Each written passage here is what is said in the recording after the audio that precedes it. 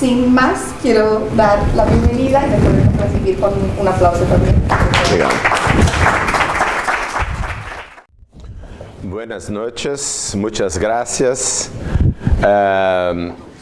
Lamento não saber falar espanhol, vou tentar falar devagar e se tiverem dificuldades para entender, a Janaína pode fazer a tradução. Nós vamos apresentar hoje o resumo deste livro, Ciência da Vida Depois da Morte. É um livro, não é um livro espírita, é um livro feito para o ambiente científico, em que nós analisamos o que existe de evidências científicas de que nós somos mais do que este corpo. Quando o corpo morre, a mente, a alma sobrevive. Muitas vezes se pergunta de onde vem a crença na sobrevivência da alma. Por que tantas pessoas acreditam na sobrevivência da alma, que vivemos além? Muitos dizem que é um mecanismo de defesa, ilusões, fantasias para lidar com os problemas da vida. Outros são alucinações, visões, doenças mentais que fazem as pessoas acreditarem que estão vendo parentes falecidos, por exemplo. Ou pode ser também uma real percepção de uma dimensão espiritual transcendente da realidade. Se acredita, muitas vezes, que hoje em dia não se acredita mais na vida depois da morte. Mas isso é falso. A maioria dos países do mundo, a maioria da população acredita que tem vida depois da morte. Mesmo na Europa Ocidental, apenas 40% acredita que quando a gente morre é o fim, que não há vida depois da morte. Então é a minoria, mesmo aqui na Europa Ocidental. E ao contrário do que se imagina, não é verdade que maiores níveis de educação diminuam a aceitação desta crença. Em países como França, Rússia e Brasil, quanto maior o nível de educação, maior a aceitação de que temos uma alma e que há sobrevivência depois da morte. Tá dando para entender? Sim. Tudo bem? Sim. Se alguém... Tá tudo bem? Se alguma coisa que eu falar não ficar claro, a Janaína recorre, ok? Uma outra questão. Será que a crença na vida depois da morte afeta a saúde mental? Será que ajuda ou atrapalha a saúde mental? Há vários estudos, inquéritos, investigando, pesquisando, mostrando que quanto maior a crença em vida após a morte, menor a ansiedade e maior a tranquilidade. Menos desespero no final da vida, menos suicídio e menor aceitação da eutanásia. Maior satisfação com a vida e menos sintomas psiquiátricos. Então a crença na vida depois da morte tem um impacto positivo sobre a saúde mental. Mas a pergunta é verdade essa crença ou não? Baseado nisso, primeiramente, nós fizemos um estudo, uma revisão da literatura científica para ver o que existe pesquisa de estudos sobre a sobrevivência da vida após a morte. Primeiramente, publicamos um livro em inglês por uma das maiores editoras científicas do mundo, a Springer. Depois, traduzimos a obra para o português e estamos agora lançando em espanhol. E vai sair em alemão no mês que vem também. O objetivo do livro é apresentar e discutir a melhor evidência científica para a sobrevivência da consciência humana, da mente, da alma, do espírito, depois da morte corporal. Muitas pessoas acham que este não é um tema da ciência, que a ciência não poderia tratar deste tema, que seria um tema só da filosofia ou da religião. Mas existem mais de 150 anos de pesquisas científicas sobre o tema. Muitos dos melhores científicos do mundo estudaram este tema. E vamos agora apresentar um resumo do que existe de pesquisa sobre isso. Primeiro, as experiências de quase morte e também experiências fora do corpo, extracorporais. E são artigos publicados, nós vamos sempre citar aqui revistas científicas médicas, psicológicas, neurocientíficas. Tudo que eu vou citar aqui são pesquisas científicas de qualidade. A revista, é que você traduziu até o nome da revista. Essa é a, não tem o A, Lancet. Lancet é provavelmente a melhor revista médica do mundo, uma revista inglesa. E eles publicaram nesse artigo sobre as experiências cercanas de la muerte.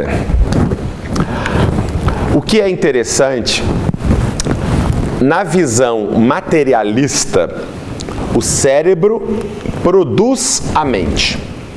As atividades elétricas e químicas do cérebro geram a mente, o eu, o que pensa, o que sente. Segundo esta visão materialista, quando o cérebro para de funcionar, a mente desaparece. Quando o cérebro morre, eu não existo mais, morro. Porém, nas experiências cercanas de la muerte, o cérebro não está funcionando bem. Muitas vezes, uma parada cardíaca, o coração para de funcionar. Com isso, não chega mais sangue no cérebro, o cérebro para de funcionar. Se o cérebro para de funcionar, na visão materialista, não poderia haver consciência, eu estar desperto, percebendo as coisas, consciente. Tudo bem até aqui? Porém, nas experiências cercanas de la muerte, o coração muitas vezes para de funcionar, o cérebro para de funcionar, mas a pessoa diz que estava acordada, percebendo o que estava acontecendo. Ou seja, ela tem a consciência clara com o cérebro danificado, sem funcionar bem. E essas experiências de quase morte, a pessoa está muito doente, ou um acidente, hemorragia, ou uma parada cardíaca, e ela se vê fora do corpo, observa o corpo, tem uma visão da própria vida, de toda a vida, encontro com seres espirituais, com pessoas que já morreram, E muitas vezes ela descreve coisas que aconteceram durante o procedimento, por exemplo, de ressuscitação cardíaca. Ela descreve com precisão essas coisas. E é exatamente o que eu vou contar um caso agora. Eu não sei se talvez precisa de ajuda para contar esse caso. Um paciente, uma pessoa, estava andando pela rua na Holanda. Isso está nesta revista. Ele teve uma parada cardíaca, um infarto, uma parada cardíaca e caiu. Foi levado de ambulância para o hospital. Chegou no hospital morto, coração parado, sem respiração. Mesmo a pupila do olho, ela não respondia à luz. Quando colocamos a luz na pupila, a pupila contrai. Quando a pupila não contrai, é que o cérebro não está funcionando. E a equipe médica tentou fazer a reanimação, massagem, adrenalina, choque, quase desistiram. Depois de meia hora, 30 minutos, o coração voltou a bater. Tudo bem? ¿Hace un resumen o qué? Se entiende perfectamente. Yo no entiendo lo que te digo. ¿Vale? Sí, vale. Tudo bem? O coração voltou a bater. Mas o paciente ainda estava em coma, inconsciente. O paciente foi levado para a unidade de terapia intensiva, melhorou, foi para a enfermaria. Ele estava na enfermaria e veio um enfermeiro. Quando o enfermeiro chegou, ele disse para o enfermeiro: "Você sabe aonde está a minha dentadura?" Como é que é dentadura, hein? Dentadura. Dentadura. Então, a dentadura é importante.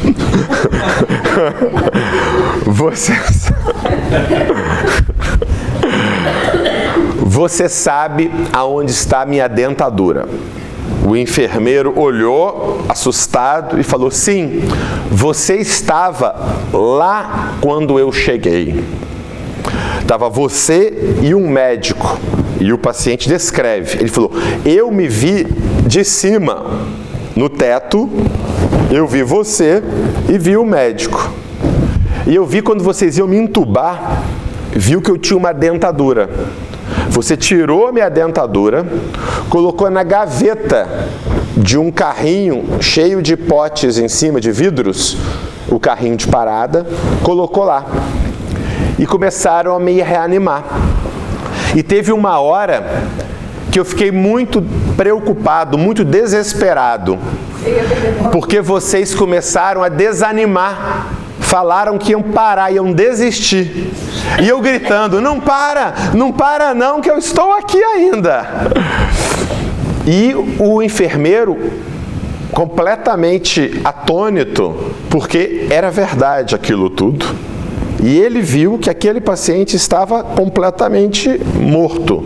Pupila não reagia, o coração não batia. Como ele observou, viu aquilo tudo. E, então, este é um exemplo de percepção verídica verificada. A pessoa descreve coisas que aconteceram quando ele não poderia, pelo cérebro não estar funcionando, ter percebido. Indica que a mente, a consciência está funcionando quando o cérebro não está funcionando. Ok? Há muitos estudos, muitas publicações científicas sobre isso. Tem um capítulo inteiro no livro que nós tratamos sobre isso. E aqui são algumas dos artigos que publicam sobre o tema.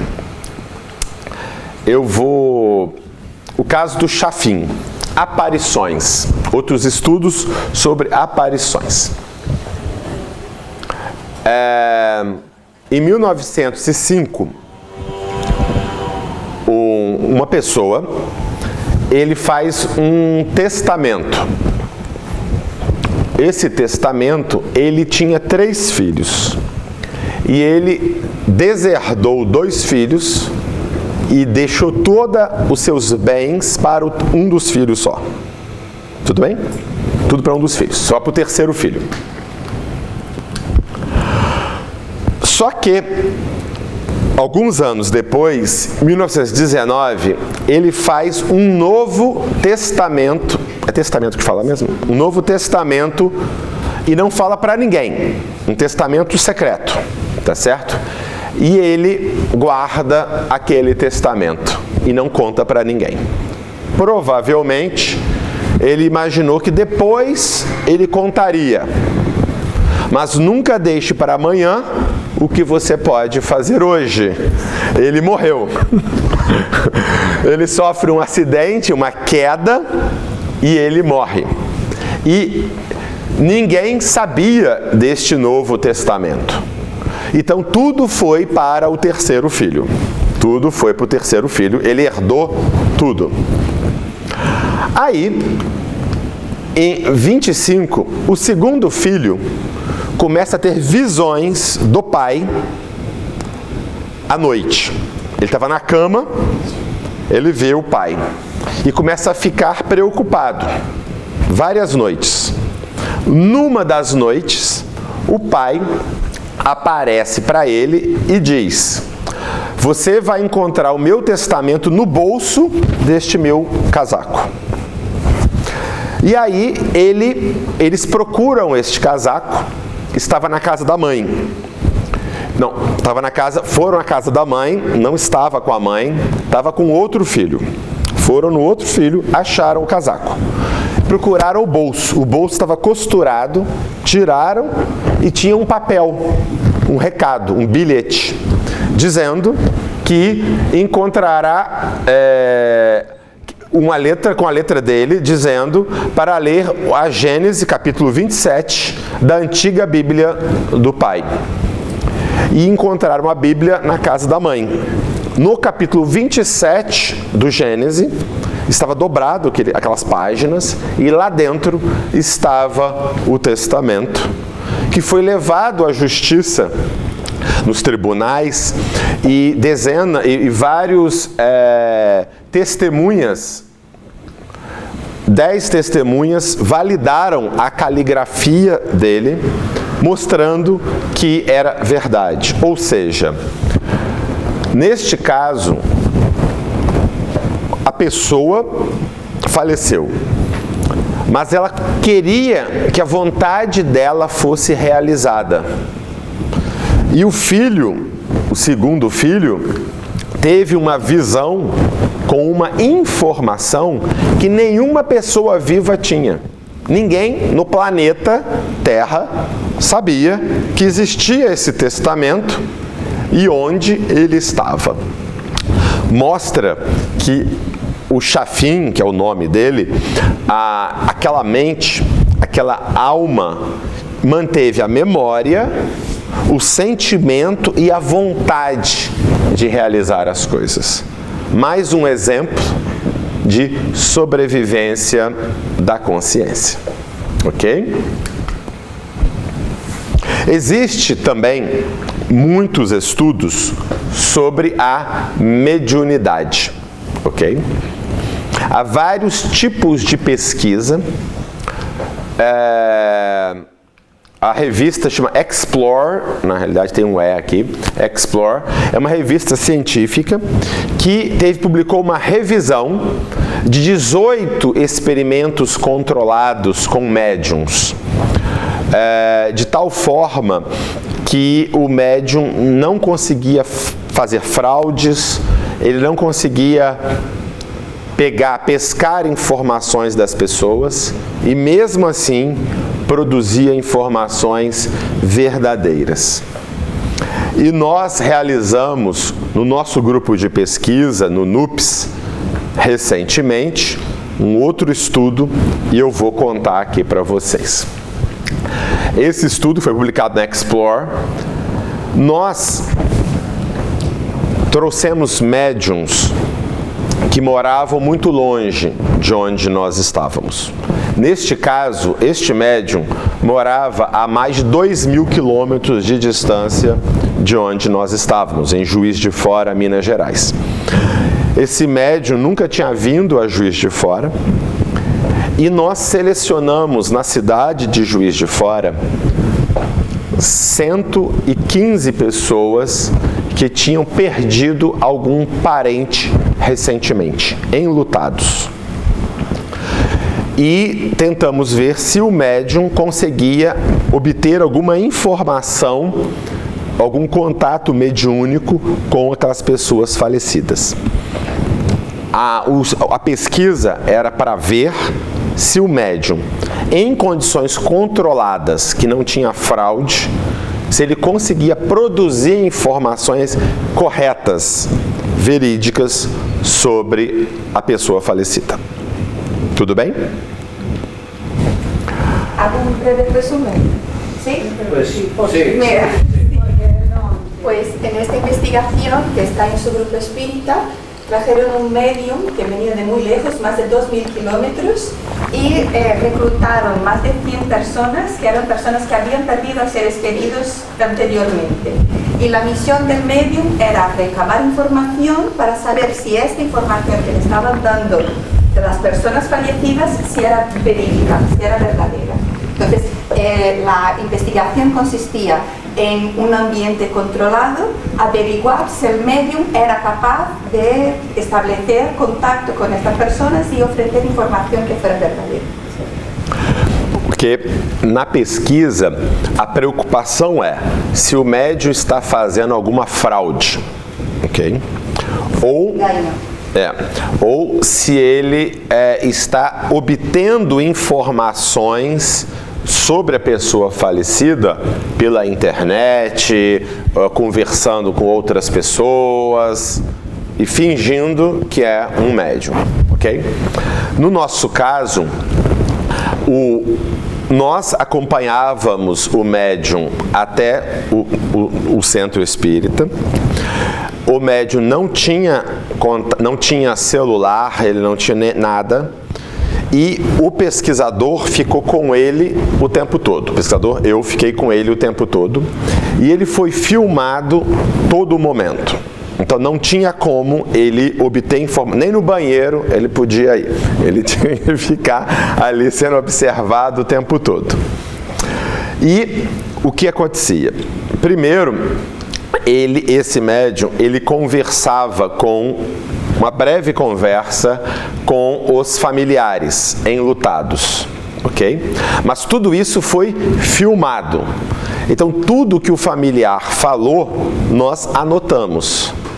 E vimos se o que o médium falou poderia ser deduzido do que o familiar disse. Ou se ele produziu algo a mais. Quer explicar isso? Sim. Como quedó todo grabada, toda la conversación que hubo aquí. Y entonces lo que ellos querían establecer era, con estas grabaciones, si el medium hubiese podido deducir después la información a partir de la conversación que había establecido con los familiares. Esto era lo que querían descartar, ¿no? Que no hubiese conseguido la información por internet, etcétera, pero tampoco a partir de lo que los mismos participantes, las personas, les están contando. ¿Se entiende? No les dejaban ni ir al baño siquiera al médium. Isso. Ok? Então, inicialmente, teve uma pequena conversa que nós gravamos e depois, nesta conversa, o médium já começou a falar coisas sobre o filho deles. E depois ele psicografou uma carta. Tudo bem? Muito bem, vou pegar um exemplo. O Vitor, ele morreu de leucemia aos 12 anos, em 2018. Esta sessão foi em 2019, em Juiz de Fora, ok? No encontro, nessa conversa, o médium produziu 39 afirmações sobre o Vitor. E na carta tinha 18 afirmações que poderiam ser verificadas. Ok? Só que, ao todo, foram 57 afirmações que nós fomos verificar. Mas, por exemplo, 6 eram deduzíveis e corretas. Por exemplo, o Vitor, 12 anos, gosta de jogar videogame. Não é vantagem nenhuma. Garoto de 12 anos, todos gostam de videogame. Então, a gente não contou. Quer explicar isso? Sí, hay algunas afirmaciones. Ellos estaban, en total hay 57 afirmaciones entre las que se sacaron de la entrevista y que se sacaron de la carta, que después psicografió. Entonces, lo que intentan averiguar es si cada una de estas afirmaciones eran correctas a partir de lo que les estaban contando. Sí, también que muchos niños juegan. Exacto. Aí aqui é deducível, por exemplo. Hay algunas que son correctas, pero son pasibles de ser deducibles, ¿no? Deducidas. Por ejemplo, Víctor, pues era un niño de 12 años, le gustaban los videojuegos. Entonces es obvio, porque todos los niños de 12 años les gustan los videojuegos. No hace falta ser medium, ¿no? Con grandes capacidades para deducir eso. Entonces es correcto, pero era deducible. Entonces se contabilizó allí seis. e deducible. Ou então, a informação já foi... O médium, o parente tinha falado, por exemplo, nós tiramos também. Então, aqui a informação que os próprios familiares já haviam aportado, aqui há 4 em total, foram eliminadas do estudo. Isso. Então, das 57 informações, 30 eram específicas, corretas e não haviam sido passadas antes para o médium. Ok? E eu vou dar exemplo dessas 30. Assim que o médium começa a conversar com o familiar, ele fala: por que eu me vejo na parte traseira de uma motocicleta? Não faz muito sentido. Eu vou falar se traduz depois. O Vitor estava com leucemia terminal. Ia morrer em poucos dias. Os médicos deram uma licença para ele passar o final de semana com a família. E a família, ele passar o final de semana com a família e depois ele voltaria para o hospital para os dias finais dele até a morte dele. A família o levou para uma chácara, para um sítio. E o garoto de 12 anos, ele era muito alegre, apesar de muito doente, ele era muito alegre. E ele pediu para o pai para ensiná-lo a andar de motocicleta. Ensinar a andar de motocicleta. E o pai ensinou. A última lembrança alegre que eles têm do garoto é ele andando com a moto e gritando e rindo. Você pode... Que el Víctor era enfermo terminal de leucemia. Entonces salió del hospital, tuvo un permiso médico para ir con la familia y estando con los padres le pidió al padre que le enseñara a andar de motocicleta y el padre le enseñó. Entonces era el último recuerdo feliz que que ellos tenían de Víctor. Ahora, una cosa importante es que cuando empieza la entrevista, empiezan a hablar con el medium les pregunta a los padres: ¿por qué me veo en la parte trasera de la motocicleta? Porque como estaban hablando de leucemia, no tenía por qué, no había razón para verse en una motocicleta, no era una información que havia sido compartida com a anterior. Isso. Depois, um outro exemplo. Esse aqui são alguns dos 30 exemplos. Um outro exemplo. Não sei porque eu estou vendo rosa. Quem é Rosa? Não faz sentido, a princípio, para nós, mas a família conta que durante as várias internações do garoto, Muitas das mulheres que cuidavam dele, enfermeiras, às vezes a médica, a faxineira do hospital, se chamavam Rosa, Rosilda, Rosália. Então havia uma piada, uma brincadeira de que ele era cercado de rosas. Otra información de este tipo es que muchas de las personas que le cuidaban al niño se llamaban Rosa, Rosilda, variantes cercanas de Rosa, Rosalinda. Entonces había esta especie de chiste entre las personas que le atendían de que el niño estaba envuelto en rosas. Y por esto el medium dice, no sé por qué estoy viendo rosa, ¿quién es Rosa? Também é uma informação que não havia sido documentada. Depois, ele começa a psicografia. Na psicografia, a primeira frase é essa: mi madre, mi padre, para desbloquear Vitor.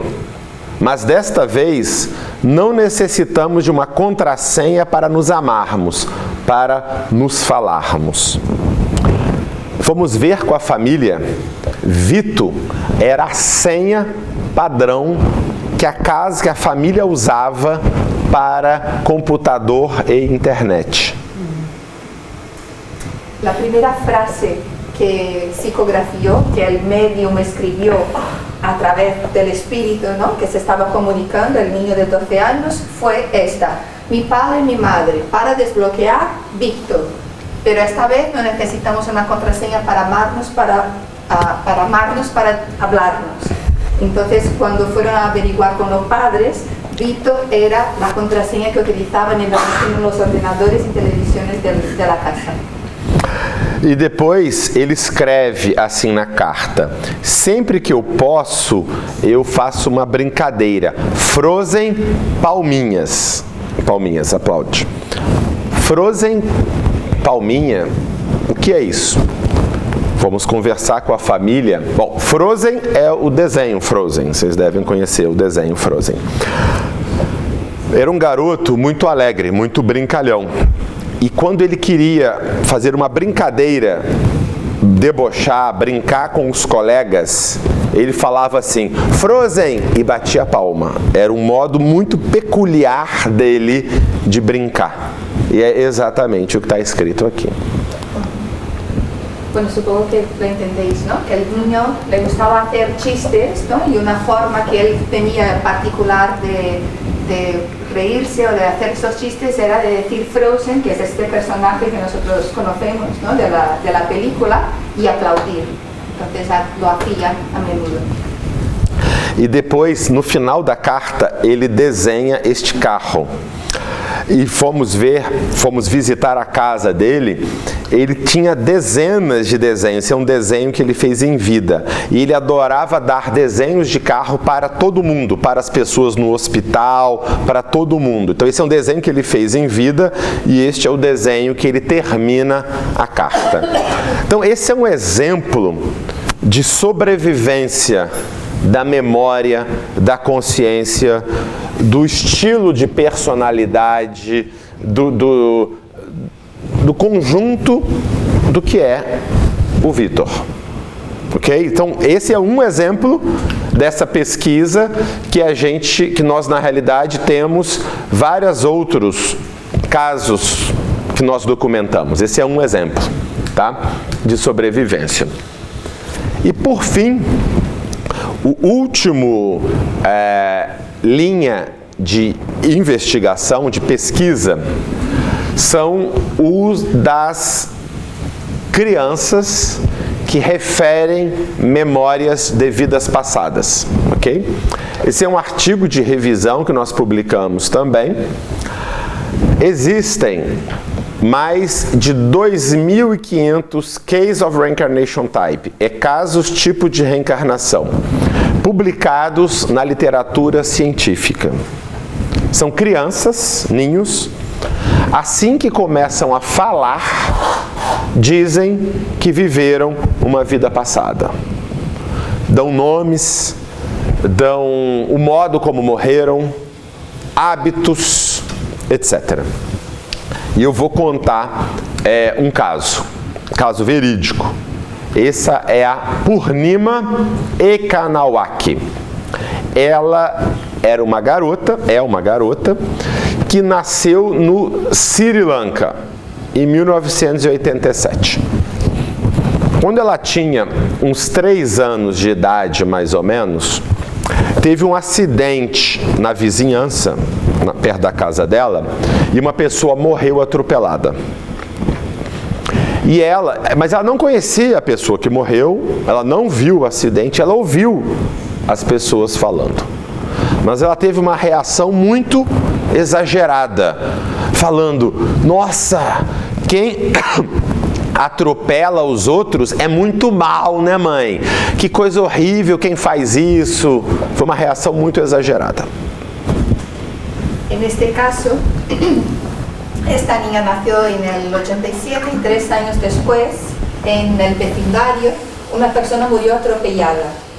Y entonces esta niña de apenas 3 años tuvo una reacción exagerada, muy grande, afirmando que, diciéndole a su madre: mamá, una persona que mata a otra, que atropella a otra, es muy mala. Ok. A mãe achou estranho, mas deixou. Depois, ela estava assistindo na televisão um documentário sobre um templo lá no Sri Lanka, um templo famoso. E ela disse: eu já vivi lá. Eu morava depois de um rio que passa atrás do templo. Eu vendia incensos. Eu morava do outro lado do rio, desse templo. Eu fazia incenso de marca Ambiga e Getapicha. A mãe achou que ela estava inventando, porque aonde eles moravam não existia incenso Ambiga e Getapicha. E Getapicha era o nome de uma loja que tinha ali perto. Ela deve estar misturando as coisas.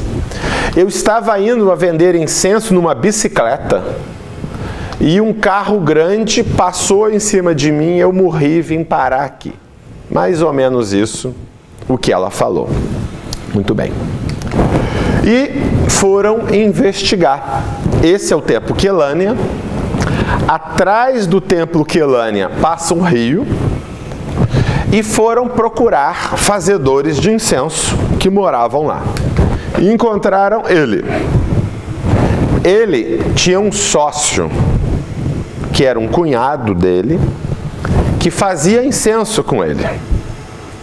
E eles faziam incenso de marca Ambiga e Getapicha.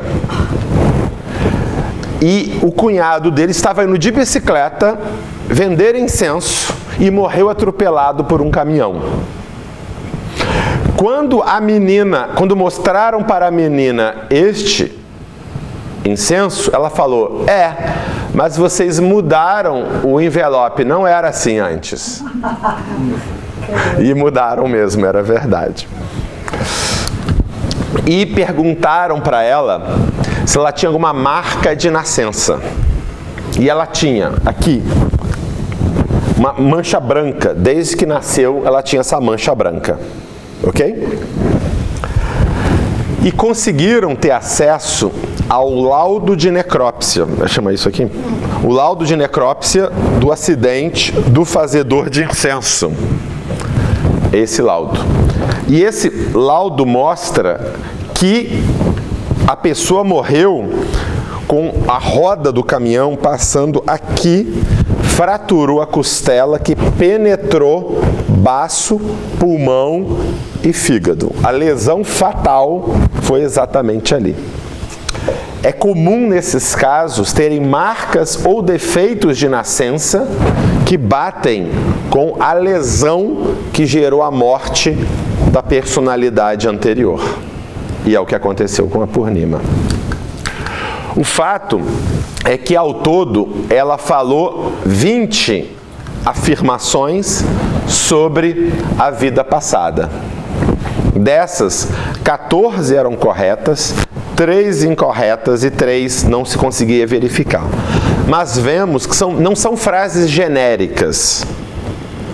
É dizer que ela fazia incenso, a marca do incenso, como que ela morreu, a marca de nascimento, tudo isso, ou seja, mostrando, e mais, essas crianças não só têm a memória, tem a marca, como tem marcas emocionais.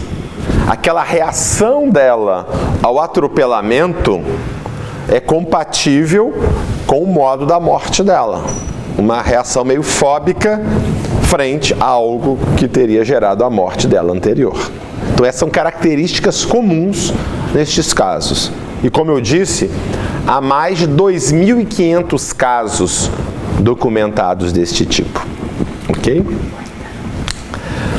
¿Algún pequeño resumen? Pois claro. Entonces, esta niña fueron a intentar averiguar todo lo que ella decía y encontraron el templo, la descripción de los alrededores y al final encontraron una persona que sí que producía el incienso que ella decía que producía y su cuñado había muerto atropellado cuando iba en bicicleta a vender incienso. Entonces, de todas las explicaciones, todas las frases que son las afirmaciones que ella decía, pues hay un conjunto de 20 afirmaciones, de todas las 20, pues 14 eran correctas, 3 no eran, son indeterminadas y 4 son incorrectas, pero son frases muy precisas sobre cómo murió, las cosas que hacía, etc. Un conjunto de afirmaciones que después se pudo comprobar, ¿no? Y las marcas de nacimiento que la niña tenía ahora en esta encarnación son compatibles con las marcas físicas del óbito, ¿no? Que le dejaron, del accidente que le produjo la muerte en la encarnación anterior, y la reacción emocional que había tenido a la muerte de un vecino que había sido atropellado es una marca emocional de esta encarnación, de este trauma, ¿no? Que le había quedado a la niña. Y lo curioso es también que vio que el papel que decía ese no es el mismo que teníamos cuando lo hacíamos, ¿no? Había cambiado. Exatamente. É impressionante. E perguntaram para ela como fazer incenso, e ela descreveu que tem 2 modos de fazer incenso e disse corretamente como fazia incenso. Quando você junta essas pesquisas de vários tipos, eu dei apenas alguns exemplos, mas há muitas pesquisas sobre tudo isso, a gente discute no livro com mais detalhes. Pesquisas de experiência de quase morte, cercanas de la muerte, experiências fora do corpo, experiências de aparições mediúnicas, de memórias de vidas passadas. Todas elas sugerem, mostram de modo bastante sugestivo de que a mente, a alma, sobrevive quando o corpo não existe mais. Mas na ciência, quais são as possíveis explicações para este fenômeno? Pode ser a fraude. Claro que existem fraudes, mas há muitos casos, como a pesquisa que nós realizamos, não tinha como ter fraude. Casos como esse das crianças em todo o mundo, com características muito semelhantes, não são sugestivas de fraude. Que apenas por um acaso, por um azar que acertou uma informação, as informações do Vitor, as informações da Purnima, não dá para acreditar que é apenas por acaso, por chance, por azar que se acerta, né? Ou apenas que a mente inconsciente fantasia essas informações com tanta precisão, tá certo? Então, o que a gente mostra do ponto de vista científico, uma convergência de um conjunto diverso e sólido de evidências que mostram que há uma persistência da memória, do caráter, da personalidade das pessoas na vida futura. E são muitas experiências, as aparições, a mediunidade, experiências cercanas de la muerte, os casos de reencarnação, que se reforçam e apontam para a mesma conclusão: sobrevivência da consciência. E essa crença sempre foi muito frequente em todas as culturas e todas as épocas. Porque estes fenômenos aqui não são fenômenos de uma religião, não é do espiritismo, do hinduísmo, são experiências humanas, sempre existiram em todas as épocas. E muito dos cientistas mais competentes dos últimos 150 anos têm replicado esses estudos que nós estamos falando. Então, acho que essa é a conclusão. Então, aqui está o livro agora em espanhol, o alemão que vai sair mês que vem. E eu estou à disposição para a gente responder perguntas de vocês, né? Depois o livro está aí, também eu posso fazer alguma dedicatória, autógrafos e tudo mais, para a gente poder conversar um pouco. E este livro, ele se dirige para pessoas, é um livro científico, feito inicialmente por uma editora científica, mas ele é escrito para o público em geral também compreender. E independente da religião, do que a pessoa tenha, é importante que se saiba o que existe realmente de pesquisa na ciência sobre a vida depois da morte. Eu queria agradecer muito. Buenas noches, muchas gracias.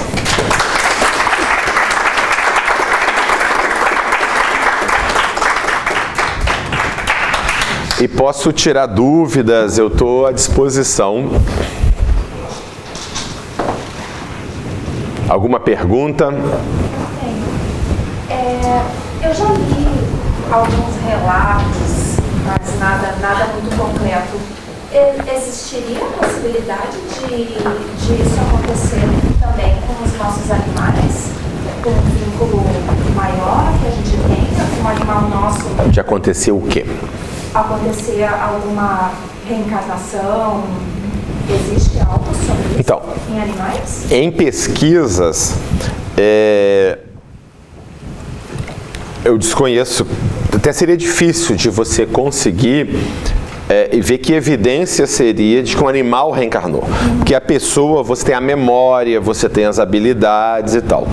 O que existem relatos é de aparições de animais, né, de que a pessoa tem a visão do animal depois que ele falece, ou de que os animais poderiam perceber pessoas que faleceram ou que estão para falecer. Tem casos estudados nesse sentido, mas são muito poucas pesquisas ainda.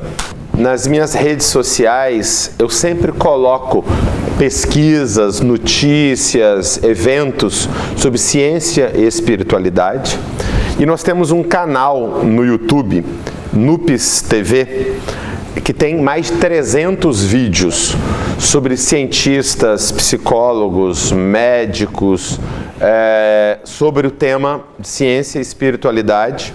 Está em português e inglês, mas no YouTube consegue colocar legenda em espanhol, não tem nenhum problema. Ok? Como chegamos no médium?